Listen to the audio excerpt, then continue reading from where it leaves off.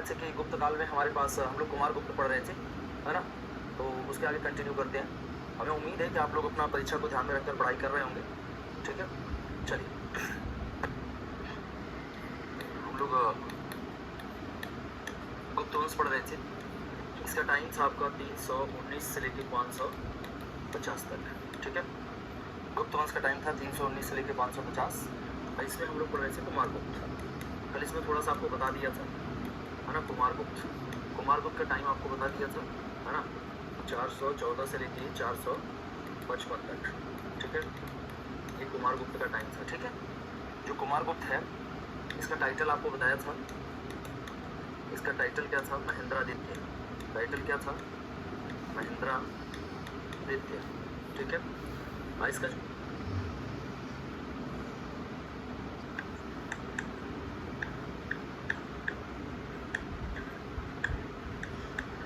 मंदसौर अभिलेख, ये कहाँ से मिलता है? याद रखिएगा, एमपी से, है ना। इससे मंदसौर अभिलेख से क्या मिलता है? तो याद रखिएगा, रेशम बुनकर के श्रेणी की जानकारी मिलती है।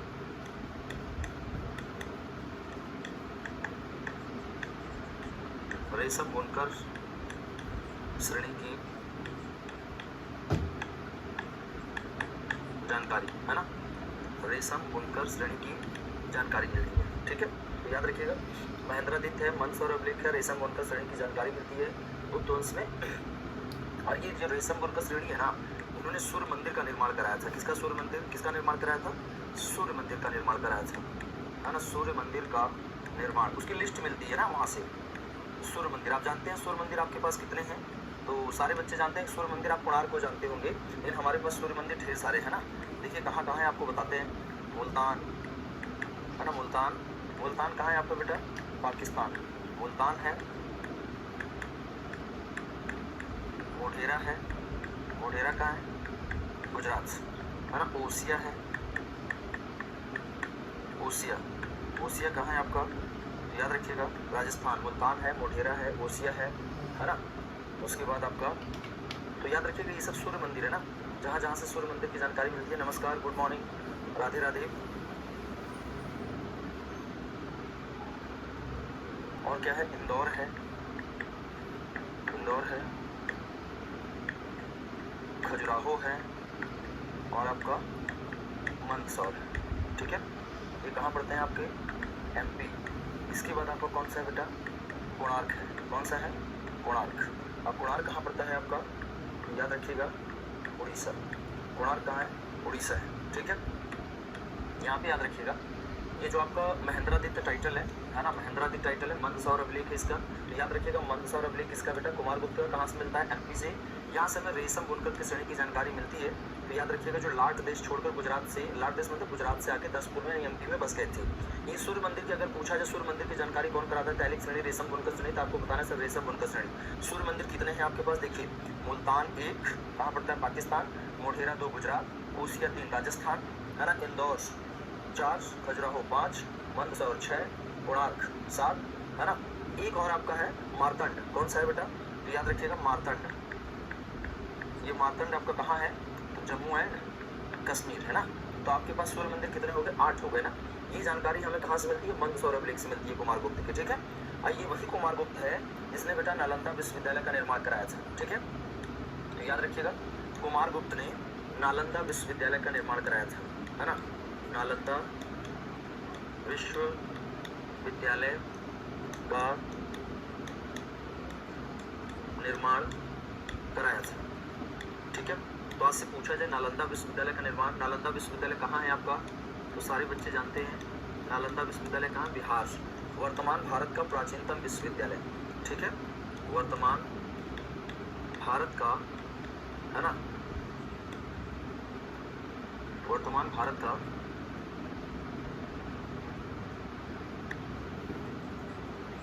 ओल्डेस्ट यूनिवर्सिटी, ठीक है। वर्तमान भारत का प्राचीनतम विश्वविद्यालय, है ना। ओल्डेस्ट यूनिवर्सिटी, वर्तमान भारत का प्राचीनतम विश्वविद्यालय है ये। और ये नालंदा विश्वविद्यालय फेमस खाई के लिए, अपने पुस्तकालय के लिए प्रसिद्ध है। इसका जो पुस्तकालय है ना, ये बहुत बड़ा था, ठीक है। पुस्तकालय, ये इसका जो पुस्तकालय है, ये इसकी जान थी ना। तो इसको थोड़ा ऊपर करके लिख देते हैं, फिर भी नीचे कर देंगे, ठीक है।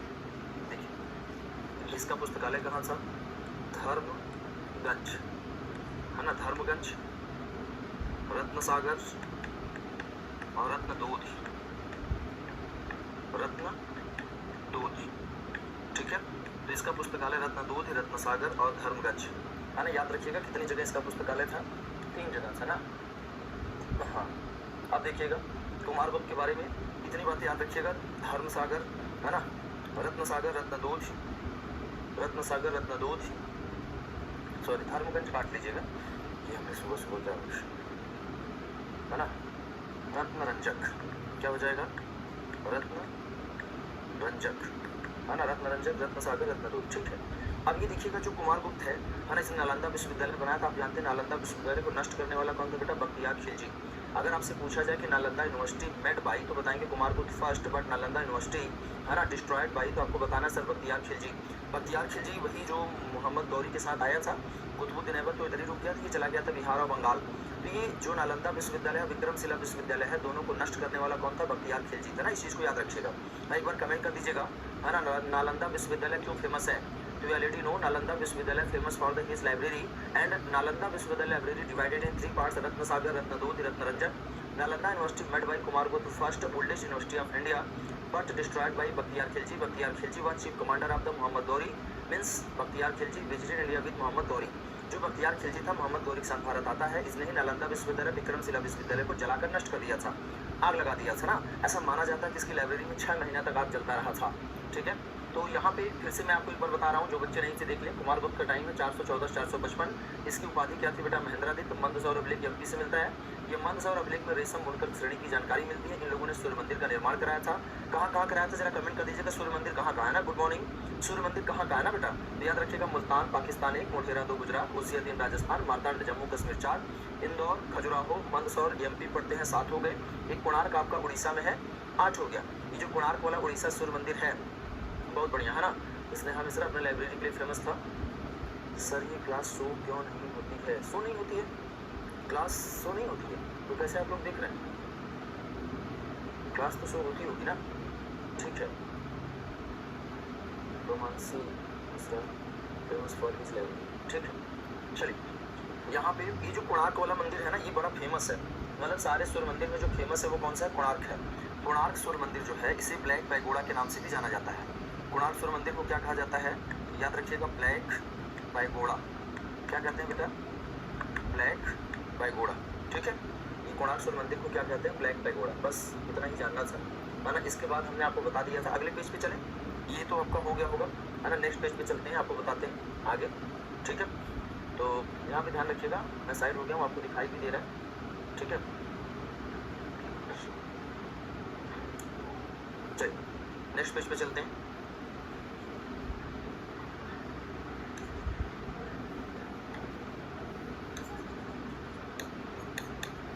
कुमारगुप्त ने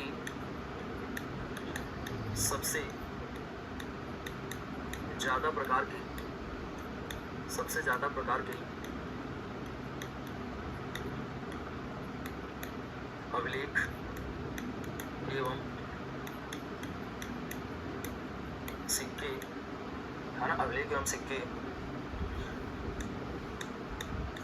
जारी किए थे। कुमारगुप्त ने सबसे ज्यादा प्रकार के अभिलेख एवं सिक्के जारी किए थे, कल आपको बताया था, है ना। लगभग 14-15 प्रकार का सिक्का जारी करता है, कल आपको बताया भी था, है ना। 14 या 15 प्रकार का, है ना, 14 या 15 प्रकार का सिक्का जारी करता है, ठीक है। 14 या 15 प्रकार का सिक्का जारी करता है। और अभिलेख जो है, इसने 18 प्रकार का अभिलेख जारी किया था। कितने प्रकार का? 18 प्रकार का अभिलेख जारी करता है। कौन? कुमारगुप्त, ठीक है। तो कुमारगुप्त आपका कंप्लीट हो गया है, ठीक है। अब कुमारगुप्त के बाद जो अगला रूलर आएगा बेटा, कौन आएगा? स्कंदगुप्त आएगा ना। कौन आएगा? स्कंदगुप्त, ठीक है। सर जी क्या ये वीडियो अपलोड रहेगा? हाँ, वीडियो तो अपलोड रहती है ना सर, साफ दिखा करो, है ना। ये बताओ, क्या आपको दिखाई नहीं दे रहा क्या जो मैं यहाँ लिख रहा हूँ? एक बार कमेंट कर दीजिएगा, दिखाई नहीं दे रहा है? हम तो यहाँ बिल्कुल साफ बढ़िया सुंदर लिखे हैं, है ना। ये आपको दिखाई नहीं दे रहा? सारे बच्चे एक बार कमेंट कर दें, क्या दिखाई नहीं दे रहा क्या?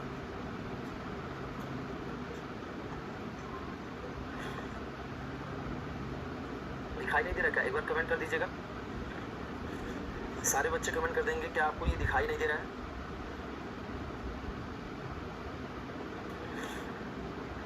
विजुअल है sir, Vipin Upadhyay, good morning, clear है सर। फिर क्लियर है तो अपने मोबाइल का वो थोड़ा देखो ना, यहाँ तो हमने बेटा बढ़िया बढ़िया लिखा है, मतलब कोई दिक्कत नहीं है लिखने में, है ना। हमने राइटिंग भी अच्छी लिखी है, साफ साफ लिखा है, दूर दूर लिखा है, ठीक है। आप लोग क्या ही बताएं, ठीक है। तो बेटा कभी कभी आपका भी नेटवर्क डाउन रहता होगा, इस वजह से ऐसा हो जाता होगा, ठीक है। चलिए आगे बढ़ते हैं। कुमारगुप्त के बाद जो अगला आएगा, कुमारगुप्त के बाद जो नेक्स्ट आएगा उसका नाम क्या होगा, स्कंदगुप्त, है ना। कुमारगुप्त के बाद जो अगला रूलर बना था इसका नाम क्या था, स्कंदगुप्त, है ना। स्कंदगुप्त के बारे में बहुत छोटा जानकारी है ना। देखिएगा इसके बारे में जो इंपॉर्टेंट है वो 455 से लेकर इसका टाइम सबसे पहले 467 तक इसका टाइम था ना, 455 से 467, ठीक है। तो याद रखिएगा 455 से 467 स्कंदगुप्त का टाइम था।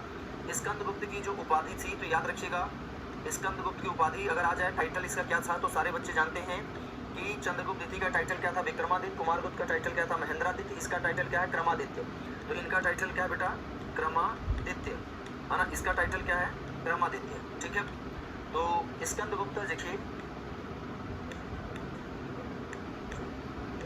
स्कंदगुप्त के बारे में, है ना, स्कंदगुप्त के बारे में, स्कंदगुप्त के बारे में, है ना, जानकारी, स्कंदगुप्त के बारे में जानकारी, है ना, भीतरी स्तंभ लेख से प्राप्त होती है। भीतरी स्तंभ लेख, ये भीतरी स्तंभ लेख कहाँ है, तो याद रखिएगा कहाँ पड़ता है बेटा, गाजीपुर उत्तर प्रदेश, है ना। कोई जानता होगा गाजीपुर का होगा, है ना, गाजीपुर उत्तर प्रदेश, है ना। गाजीपुर में एक इलाका है सैदपुर, वहाँ से ये अभिलेख मिला है और यहाँ से जानकारी मिलती है ना। तो यहाँ देखिएगा स्कंदगुप्त का टाइम 455 से 467 तक था। उपाधि क्या थी, क्रमादित्य था। स्कंदगुप्त के बारे में जानकारी, है ना, स्कंदगुप्त के बारे में जो जानकारी है आपकी, है ना, स्कंदगुप्त के बारे में जानकारी बेटा कहाँ से मिलती है, भीतरी स्तंभ लेख से। भीतरी स्तंभ लेख आपका कहाँ पड़ता है, गाजीपुर में पड़ता है, ठीक है। तो यहाँ पे याद रखिएगा स्कंदगुप्त, है ना, भीतरी स्तंभ लेख गाजीपुर से जानकारी मिलती है। और इसी के शासन काल में, इसी का मतलब स्कंदगुप्त, है ना। तो यहाँ पे देखिएगा इसी के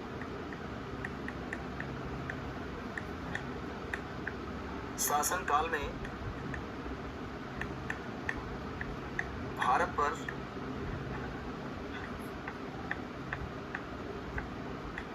सर्वप्रथम हूण आक्रमण की जानकारी मिलती है। हूण आक्रमण की जानकारी मिलती है, हूण आक्रमण की जानकारी मिलती है, ठीक है। तो अगर पूछा जाए बेटा हूण आक्रमण किसके शासनकाल में हुआ था, जरा कमेंट कर दीजिएगा। तो आप बताएंगे सर स्कंदगुप्त। हूण आक्रमण किसके टाइम होता है, तो याद रखिएगा हूण आक्रमण किसके टाइम हो रहा है, स्कंदगुप्त, ठीक है। ये हूण कौन थे, हूण आक्रमण की जानकारी स्कंदगुप्त से मिलती है, स्कंदगुप्त के समय। और हूण कौन से, इसके बारे में अभी हम बात करते हैं ना। तो यहाँ पे सारे बच्चे याद रखेंगे हूण आक्रमण की जानकारी कहाँ से मिलती है, भीतरी स्तंभ लेख से मिलती है ना। कहाँ से मिलती है, भीतरी स्तंभ लेख में बताया गया है कि स्कंदगुप्त के टाइम पे हूण की आक्रमण होता है। स्कंदगुप्त के टाइम पे सोने के सिक्के की शुद्धता कम हो गई थी, वजन बढ़ गया था, है ना। तो क्या लिख रहे हैं, सर जी मैं पहली बार लाइव क्लास अटेंड कर रही हूँ, मुझे ज़्यादा नॉलेज नहीं है, ठीक है, कोई बात नहीं है, स्वागत है। हूण क्या होता है, प्रतिमा वर्मा अभी बता रहे हैं ना, वेट, हूण क्या होता है बस आ ही रहा है। तो याद रखिएगा, बस अभी जितना बताया उतना याद रखिएगा कि हूण आक्रमण की जानकारी किसके टाइम होती है, स्कंदगुप्त के टाइम। इसका टाइटल क्या था, क्रमादित्य। और इसके अभिलेख का नाम क्या बेटा, भीतरी स्तंभ लेख है। कहाँ से मिलता है, गाजीपुर से मिलता है। हूण कौन थे, इनके बारे में हम आगे अगले पेज पे बात करते हैं ना। देखिए हूण कौन थे, सबसे बड़ी बात है हूणों के बारे में माना जाता है हूणों के आक्रमण के बाद ही गुप्त साम्राज्य का जो पतन था स्टार्ट हो गया था ना, है ना। ये हूण आक्रमण के बाद ही गुप्त साम्राज्य का पतन प्रारंभ हो जाता है। हूण मध्य एशिया के रहने वाली असभ्य एवं बर्बर जनजाति थी। हूण जो थी, है ना। सर जी आपकी राइटिंग है ना, चलिए Pankaj Kumar sorry sir late हो गए, कोई बात नहीं बेटा, स्वागत है ना। आप तो देखिए धीरे धीरे अभी हम देख रहे हैं 500-600 होने लगे, नहीं तो 1200-1300-1400 आते थे। धीरे धीरे सबका प्राइम इंटरेस्ट खत्म हो जाता है। तो सर जी सबका टाइम पीरियड सबका नहीं याद होना चाहिए, लेकिन हाँ जैसे चंद्रगुप्त द्वितीय है, समुद्रगुप्त है, चंद्रगुप्त प्रथम है ना, इन लोग का टाइम पीरियड याद होना चाहिए, ठीक है। सर आप मेरा नाम कभी नहीं लेते, सलोनी, ठीक है, नाम ले लीजिए। सर जी सबका टाइम पीरियड याद करना इंपॉर्टेंट है, नहीं सबका नहीं इंपॉर्टेंट है, ठीक है। चलिए यहाँ बताते हैं बेटा हूण कौन से, हूण, तो यहाँ याद रखिएगा हूण, है ना। हूण कौन थे, तो देखिए मध्य एशिया की असभ्य एवं बर्बर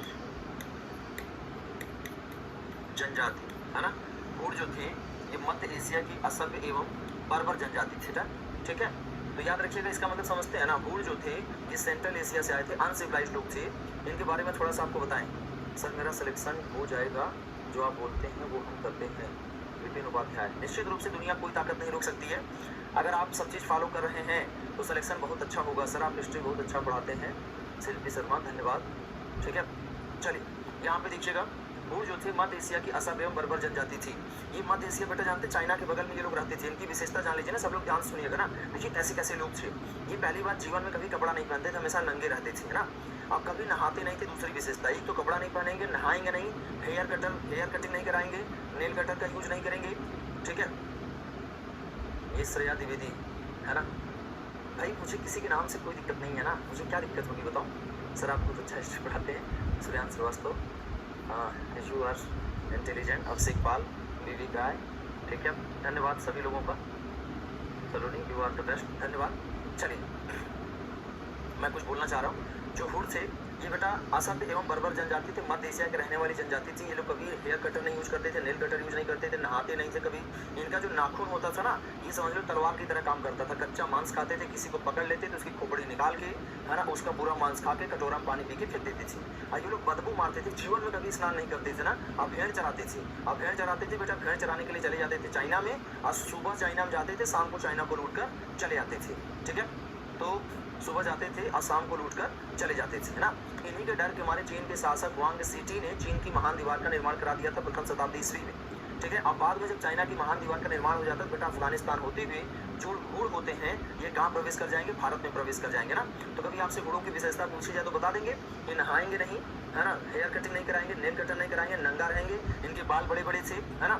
ये इनसे सब लोग हार जाते थे, हमेशा जीत जाते थे। रीजन क्या था जानते हैं बेटा, ये ऐसे खाली चिपका लेंगे ना थोड़ी देर अपने, है ना, चेस्ट से, तो आदमी सूंघ सूंघ के मर जाता था। यही रीजन था इनका सबसे बड़ा पावर था। जब ये साथ में चलते थे, जब बदबू आती थी ना, तो आधी सेना ऐसे ही बेहोश हो जाती थी, ठीक है। तो Arun Kumar, sure language very good sir, okay, you are the honour of history. अरे भाई आप लोग इतनी तारीफ कर देते हैं, ठीक है। मैं कोशिश करता हूँ, है ना, ठीक ठाक पढ़ाने की। बाकी धन्यवाद सभी लोगों को, सब ईश्वर की कृपा है ना। चलिए सिलेबस पूरा हो जाएगा बेटा अगस्त में, ठीक है। अंशी मिश्रा, ठीक है, सिलेबस पूरा हो जाएगा। सर मंगोल के पूर्वज थे क्या? मंगोल के पूर्वज इन्हीं जैसे रहे होंगे बेटा, उनके बारे में जानकारी नहीं मिलती है ना। चल यहाँ देखिएगा, हुड जो थे अब ये भारत आएंगे ना, जान लीजिए। अभी जो लोग हेयर कटर नहीं कराते हैं, गंदे रहते हैं, नहाते धोते नहीं है ना, समझ लो हुडों के ही वो संतान पैदा हो गए हैं। अच्छा कोई कितना भी खतरनाक जो भारत में एक बार आ गया, है ना, यहाँ की लड़कियों से शादी कर लिया, समझ लो आदमी सीधा साधा बॉय बन जाएगा, ठीक है, एकदम सीधा बॉय बन जाएगा, है ना। यहाँ शादी कर लेगा लड़कियों से, फिर धीरे धीरे वो लाइन पे आ जाएगा, सब्जी लाने लगेगा, आलू लाने लगेगा, रिश्तेदारी बना लेगा। और जब ये सब जीवन में आ जाएंगे ना, तो आपके अंदर जो राक्षस भरा हुआ है ना, आप इंसान बन जाएंगे। तो ये लोग भारत आके इंसान बन गए थे। देखिए हुडों में जो इनके शासक रहे थे, सबसे पहला व्यक्ति जो आता है बेटा, उसका नाम था तिगिन। क्या नाम था? तिगिन। तिगिन के बाद कौन था? तोरमाड़। तिगिन के बाद कौन था? तोरमाड़। और तोरमाड़ के बाद अगला कौन सा? तो याद रखिएगा, मिहिरकुल। तोरमाड़ के बाद अगला कौन सा? तो सारे बच्चे बताएंगे मिहिरकुल। तिगिन, तोरमाड़, मिहिरकुल, ठीक है। ये तिगिन भारत पर आक्रमण नहीं किया, भारत पर आक्रमण नहीं किया ना। इसने गांधार से शासन किया था, गांधार से शासन किया था, ठीक है। ये भारत पे आक्रमण नहीं करेगा, कहाँ शासन करेगा? तो याद रखिए गांधार से शासन करेगा, है ना। गांधार क्या? गांधार अफगानिस्तान वाले इलाके से। तोरमाड़ था, सर्वप्रथम भारत पे आक्रमण करेगा, सर्वप्रथम भारत पर आक्रमण, है ना। सर्वप्रथम भारत पे क्या करेगा? आक्रमण करेगा। जो मिहिरकुल था ये सर्वाधिक खतरनाक शासक था ना, सर्वाधिक, ठीक है, सर्वाधिक खतरनाक शासक, सर्वाधिक खतरनाक शासक था ना। मिहिरकुल सर्वाधिक खतरनाक शासक था, है ना। ये भगवान शिव का उपासक था, भगवान शिव का उपासक, ठीक है। तो याद रखिएगा बेटा, जो शैव धर्म को मानेगा वो बौद्ध धर्म को मानेगा, ठीक है। ये कट्टर शासक था, सर्वाधिक खतरनाक शूर शासक था कौन? मिहिर कुल। जो भगवान शिव को मानेगा वो भगवान बुद्ध को नहीं मानेगा, ये ध्यान रखिएगा ना। ये सबसे खतरनाक शासक था, ठीक है। सर मेरा हिस्ट्री में इंटरेस्ट बढ़ गया है, पहले मुझे हिस्ट्री बोरिंग लगती थी। Sir it for the best, Shreya Dwivedi, thank you. Varun Kumar, sir मेरा सिलेबस से कोई मतलब नहीं है, मेरे को पढ़ाई से मतलब है, ठीक है। नहीं, सिलेबस भी आपका पूरा हो जाएगा बेटा, है ना, अगस्त में आपका सिलेबस पूरा हो जाएगा, ठीक है। अगर आपने पूरा का पूरा पढ़ाई किया है, पूरा क्वेश्चन सॉल्व किए हैं, जितना पीडीएफ दिए आपको करते जाएंगे, तो याद रखिएगा कोई भी एग्जाम देने जाएंगे, है ना, आपको निराशा हाथ नहीं लगेगी, ठीक है। चलिए आगे बढ़ जाते हैं। गुड़, हिस्ट्री बिल्कुल इंटरेस्टिंग सब्जेक्ट है, बिल्कुल बोरिंग नहीं है, बस इसको अच्छे से पढ़ाने वाला हो, अच्छे से पढ़ने वाला हो। पहले आपको मालूम होना चाहिए मेरा हिस्ट्री से कोई बैकग्राउंड नहीं है बेटा, मैं साइंस का स्टूडेंट हूँ, मेरा फेवरेट सब्जेक्ट जूलॉजी था, है ना, जूलॉजी और बॉटनी, है ना। मैं डॉक्टर बनना चाहता था, लेकिन ध्यान रहे कि जब परिस्थितियाँ बदली तो मैं इस फील्ड में आया, तो मुझे इतने अच्छे टीचर मिले, इतने अच्छे टीचर मिले, है ना, कि मैं भूल गया कि मैंने कभी हिस्ट्री नहीं पढ़ी है। और मेरा फेवरेट सब्जेक्ट बन गया हिस्ट्री और पॉलिटी, ज्योग्राफी, है ना, ये सब मेरा फेवरेट बन गया। तो ये टीचर की बदौलत था, मुझे बहुत अच्छे टीचर मिले थे, ठीक है। और मैं उनका शुक्रगुजार करता हूँ कि आज जो कुछ हो उन्हीं की बदौलत हो, ठीक है। चलिए, एग्जाम बेटा सितंबर में होगा, ठीक है। एग्जाम कब होगा आपका? सितंबर में होगा, ठीक है। तो यहाँ पे याद रखिएगा, आगे बढ़ते हैं ना। अभी मैंने जो आपको बताया है, याद रखिए, कुमारगुप्त के बारे में बताया, कुमारगुप्त के बारे में बताया, है ना, स्कंदगुप्त के बारे में बताया, घोड़ों के बारे में बता दिया। अगर आपसे पूछा जाए घोड़ों की जानकारी, घोड़ों के आक्रमण की जानकारी कहाँ से मिलती है, जरा कमेंट कीजिएगा, घोड़ों के आक्रमण की जानकारी कहाँ से मिलती है ना, एक बार कमेंट करिएगा। चलिए, घोड़ों की आक्रमण की जानकारी कहाँ से मिलती है, एक बार कमेंट कर दीजिएगा। घोड़ आक्रमण की जानकारी कहाँ से मिलती है? घोड़ आक्रमण की जानकारी कहाँ से मिलती है, ठीक है। चलिए यहाँ पे ये देखिएगा, घोड़ आक्रमण की जानकारी कहाँ से मिलती है बेटा? भीतरी स्तंभलेख से मिलती है। फटाफट रिप्लाई किया करिए। और घोड़ों का सबसे खतरनाक शासक कौन था? मिहिर कुल। पहला घोड़ आक्रमण करने वाला कौन था? तोरमाल, है ना। और जो पहला इनका शासक बनेगा, जो घोड़ राज्य का संस्थापक था बेटा, उसका नाम क्या था? तेगिन था, ठीक है। चलिए आगे बढ़ जाते हैं, अगले पेज पे चलते हैं ना।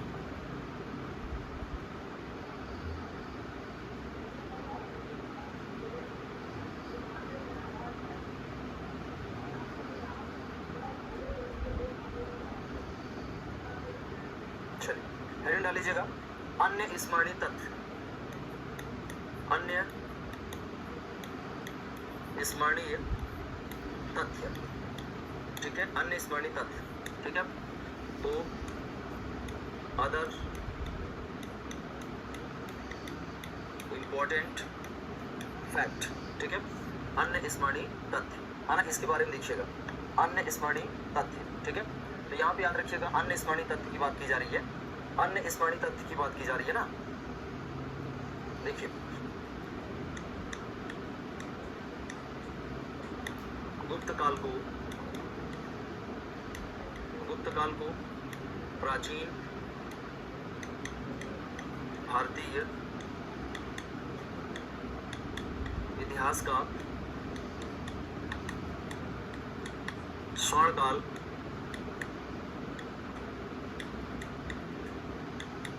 कहा जाता है। प्राचीन भारतीय इतिहास का स्वर्ण काल कहा जाता है, ठीक है। तो याद रखिएगा, इस काल के शासकों ने, इस काल के शासकों ने सर्वाधिक मात्रा में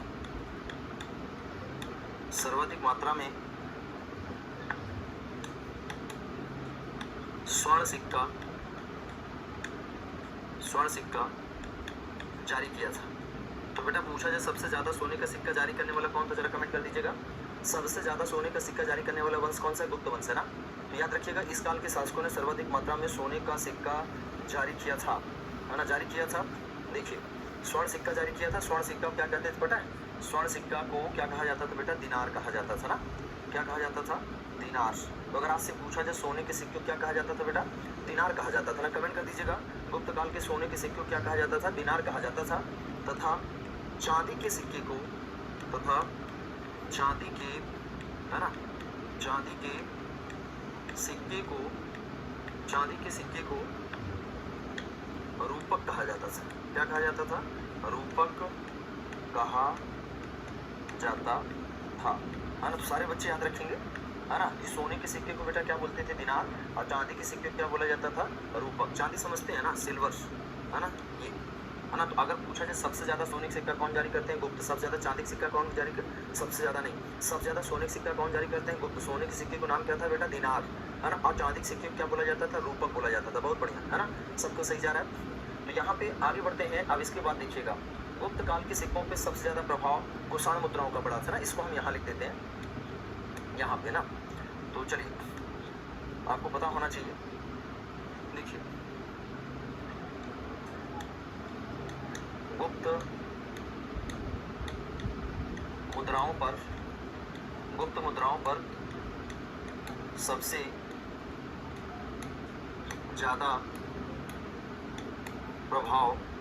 ज़्यादा प्रभाव कुषाण मुद्राओं का पड़ा है, ठीक है। तो अगर आपसे पूछा जाए गुप्त सिक्कों पे सबसे ज़्यादा प्रभाव किसका पड़ा है, तो आपको बताना है ना, आपको बताना है गुप्त मुद्राओं पर सबसे ज़्यादा प्रभाव, है ना, सबसे ज़्यादा प्रभाव कुषाण मुद्राओं का पड़ा है। कुषाण एक वंश था, है ना, कुषाणों के सामंत हुआ करते थे गुप्त। तो गुप्त सिक्कों पे सबसे ज़्यादा प्रभाव किसका पड़ा है, कुषाणों का। गुप्तों को सोने का सिक्का क्या कहलाता था, दिनार। चांदी का सिक्का क्या कहलाता था, रूपक। सबसे ज़्यादा इनके सिक्कों पर प्रभाव किसका रहा है, कुषाणों का। और सबसे ज़्यादा मात्रा में सोने का सिक्का जारी करने वाले भी शासक कौन रहे हैं, गुप्त शासक रहे हैं ना। चलिए, यहाँ पे थोड़ा सा आपको और बताएंगे, सारे सिक्के आपको बता देंगे ना, अभी एक साथ आपको बता देते हैं प्राचीन काल में। तो आपको मैंने पहले ही मौर्य काल का बता रखा है कि मौर्य काल के सिक्के क्या कहलाते थे, पंचमार्क कॉइन्स, है ना। यहाँ पे देखिएगा, आगे चलते हैं नेक्स्ट, ठीक है।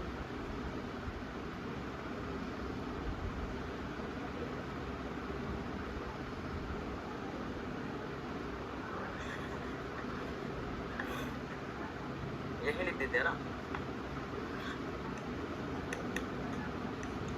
भारत में सबसे पहले सोने का सिक्का, सबसे पहले सोने का सिक्का, सोना मतलब गोल्ड कॉइन, हिंद यूनानियों ने जारी किया था। हिंद यूनानियों ने जारी किया था, ठीक है। याद रखिएगा, सबसे पहले सोने का सिक्का हिंद यूनानियों ने जारी किया था। भारत में सबसे पहले सोने का सिक्का हिंद यूनानियों ने जारी किया था, जबकि सबसे शुद्ध सोने का सिक्का, सारे सिक्के याद कर लीजिएगा ना, सबसे शुद्ध सोने का सिक्का, सबसे शुद्ध सोने का सिक्का कुषाण शासकों ने जारी किया था। सबसे शुद्ध सोने का सिक्का कुषाण शासकों ने जारी किया था। देखिए, दोनों में अंतर है ना। आज से अगर आपसे पूछा जाए तो बेटा भारत में सबसे पहले सोने का सिक्का किसने जारी किया, तो हिंद यूनानियों ने जारी किया था, ठीक है। भारत में सबसे पहले सोने का सिक्का कौन जारी करता है, हिंद यूनानी। जबकि सबसे शुद्ध सोने का सिक्का कौन जारी कर रहा है, तो याद रखिएगा, सबसे पहले सोने का सिक्का बेटा कौन जारी कर रहा है, तो याद रखिएगा हिंद यूनानी। सबसे शुद्ध सोने का सिक्का कौन कर रहा है, कुषाण। सबसे ज़्यादा सोने का सिक्का कौन कर रहा है, तो गुप्त, है ना। तो देखिए, है ना, ये सर्वाधिक मात्रा में स्वर्ण सिक्का कौन जारी किए थे, गुप्त शासक, जिसे क्या कहा जाता था, दिनार कहा जाता था ना। एक लाइन और सिक्का से एक प्रश्न आता है ना, उसको भी लिख देते हैं, तब आपका कंफर्म हो जाएगा, ठीक है।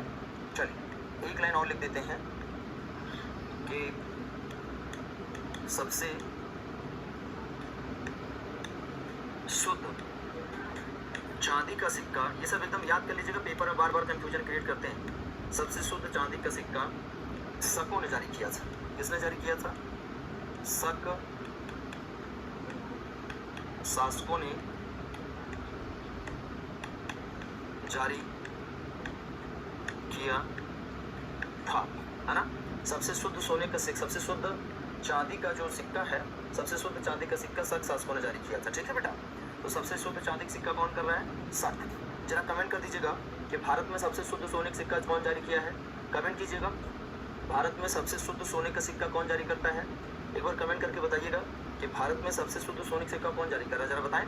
Pure gold coin issued by Kushan and pure silver coin issued by Shaka, but maximum gold coin issued by Gupta ruler.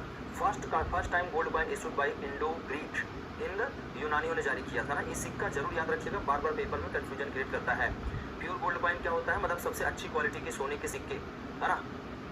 तो ये एक जगह हमने इसलिए बता दिया है बेटा इनसे क्वेश्चन आएंगे तो एक ही जगह पढ़ लेंगे तो आप लोग के लिए बहुत बढ़िया। सब लोग कुषाण लिख रहे हैं। जी हाँ, सबसे शुद्ध सोने के सिक्का कौन जारी करते हैं? कुषाण करते हैं ना। चलिए आगे बढ़ते हैं। अब बेटा आगे बढ़ जाते हैं, ठीक है।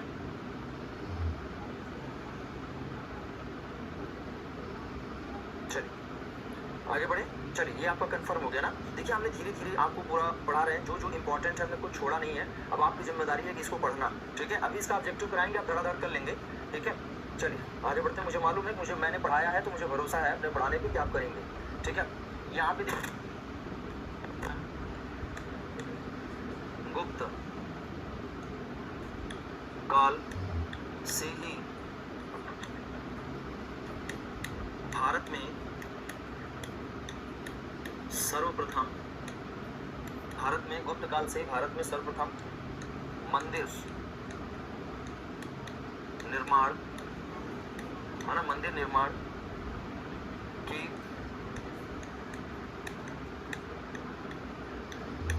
शुरुआत, ठीक है।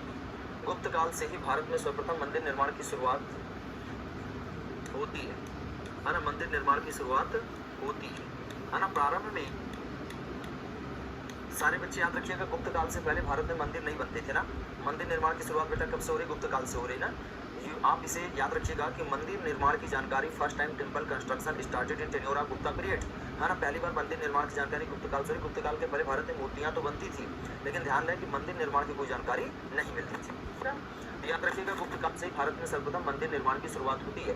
प्रारंभ में मंदिरों की छतें, प्रारंभ में मंदिरों की छतें, है ना, सपाट हुआ करती थी। सपाट, सपाट मतलब समझते हैं ना, प्लेन, सपाट हुआ करती थी, है ना। सपाट का मतलब क्या है? सपाट का मतलब है छत।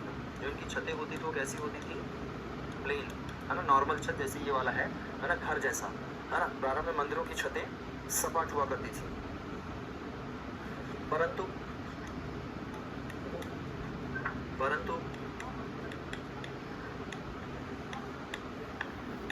शिखर युक्त मंदिर की जानकारी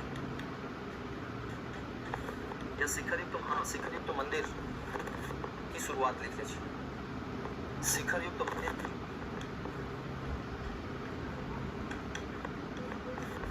शुरुआत भी गुप्त काल से ही होती है, ठीक है। तो याद रखिएगा, शिखर मतलब समझते हैं ना बेटा, चोटी, कहाँ गया?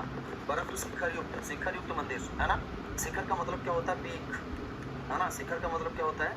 पीक, चोटी। जैसे आज के मंदिर को आप देखेंगे ना, तो मंदिर में जैसा मतलब ये गोला सा बना के ऊपर उसमें झंडा या त्रिशूल लगाया गया होता है। तो पहले मंदिर ऐसे नहीं बनते थे। पहले मंदिर हमारे आपके घर जैसे बनती थी, लेकिन बाद में मंदिरों की जो छतें थी उनको सपाट कर दिया गया, सॉरी, बाद में उनके ऊपर जो है मतलब गुंबद टाइप का बनाया जाने लगा, पीक बनाया लगा, चोटी बनाया जाने लगा। अब वो क्या, है ना, बौद्ध काल में नहीं था, जैन काल में नहीं था। भारत में मंदिर की शुरुआत बेटा गुप्त काल से होती है, इसको याद रखिएगा, ठीक है। चलिए, शिखर युक्त मंदिर की शुरुआत भी इसी काल से होती है, ठीक है।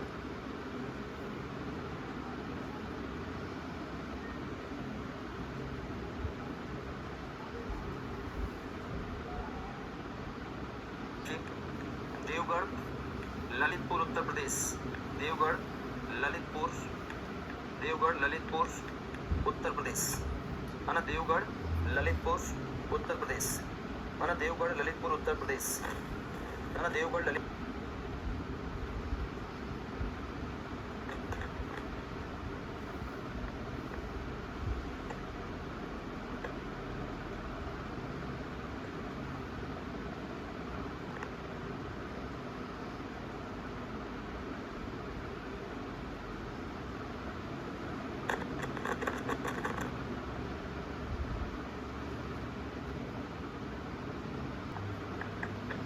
गुप्त काल के मंदिरों में,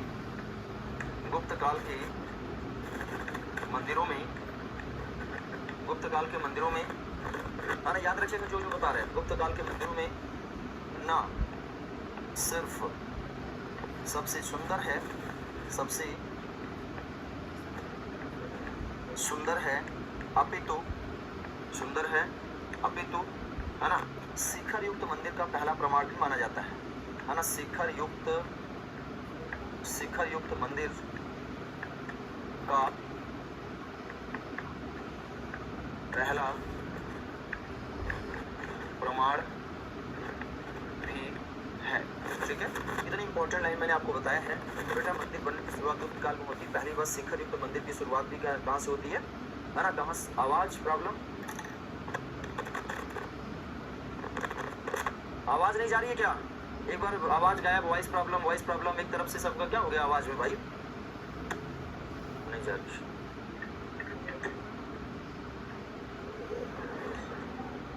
वॉइस प्रॉब्लम सर, आपके चलने से आवाज दिक्कत आती है। आवाज नहीं, आवाज दिक्कत है ही नहीं, कोई नहीं।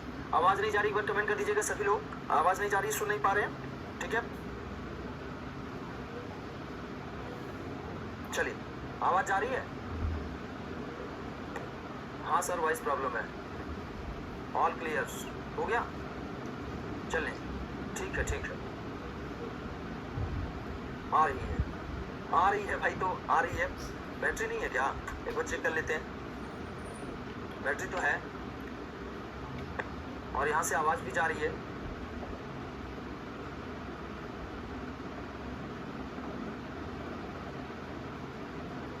चलिए, ठीक है।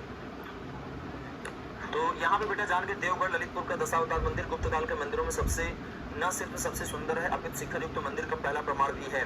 तो जरा कमेंट कर दीजिएगा शिखर युक्त मंदिर का पहला प्रमाण कौन सा है? तो आप बताएंगे दशावतार मंदिर। जानते हैं इसमें विष्णु के 10 अवतारों को शेषनाग की सैया पर लेटा हुआ दिखाया गया है। ये कहाँ पड़ता है? तो बेटा याद रखिएगा, ललितपुर उत्तर प्रदेश, देवगढ़, है ना, ये झांसी के बगल में पड़ता है। अब भारत में मंदिर निर्माण की कितनी शैलियां देखने को मिली है बेटा? 3। मूर्ति निर्माण की कितनी शैलियां थी? 3, है ना, तो याद रखिएगा। ठीक है, क्लियर है, बहुत बढ़िया, थैंक यू। तो यहाँ भी याद रखिएगा। आगे बढ़ते हैं, है ना, नेक्स्ट उस पर चलते हैं। देखिए, भारत में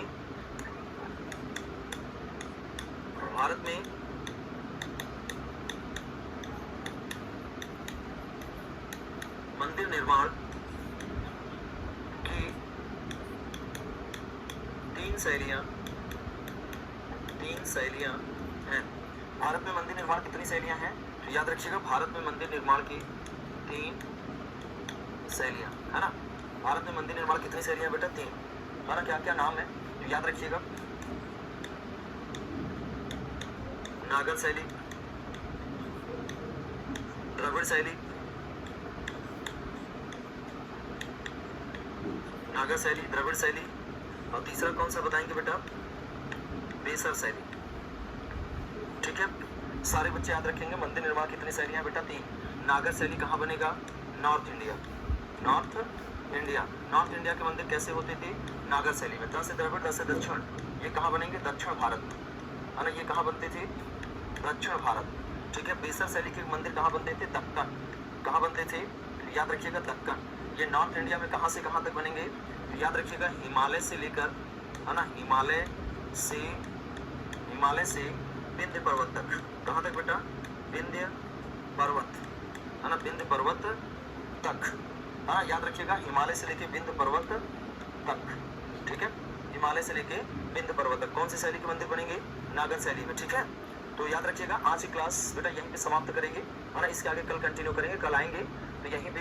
हाँ, अब आवाज भी थोड़ी दिक्कत कर रही है, कल करेंगे इसके आगे। ठीक है, अभी लाइट भी चली गई है बेटा, कल कंटिन्यू करेंगे इसकी क्लास, है ना। कल कोशिश करेंगे कि आपका गुप्त काल पूरा हो जाए, और नहीं होगा तो फिर देखा जाएगा। ठीक है, आगे पढ़ेंगे, लेकिन आज की क्लास यहीं समाप्त करते हैं। धन्यवाद, नमस्कार, बाय बाय, स्वस्थ रहिए, मस्त रहिए।